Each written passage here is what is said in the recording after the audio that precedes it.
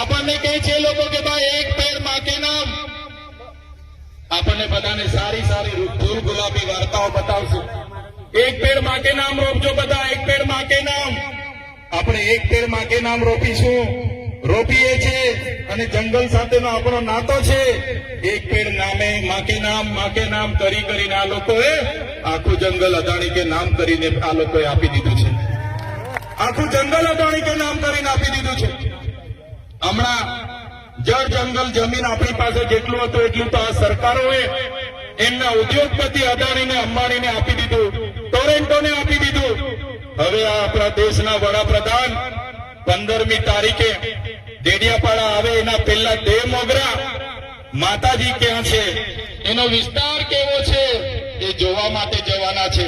મારા સાથીઓ, તમને કહેવા માંગુ છું, આ નરેન્દ્રભાઈ મોદીજી જયારે વિસ્તાર જોઈને જશે, તમે લખી રાખજો, આવનારા દિવસોમાં આપણી કુળદેવીને પણ અદાણીને લખીને આપી દેશે, એની કોઈની ગેરંટી નથી.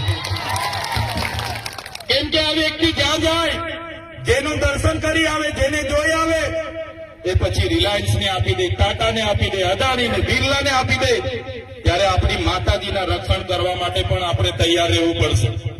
ત્યારે તમે વિચાર કરો, જો વડાપ્રધાને ભગવાન બિરસા મુંડાની 150મી જન્મ જયંતિ ઉજવવાની જ હતી, તો એમનું જન્મસ્થળ ઝારખંડમાં રાંચીમાં આવ્યું છે.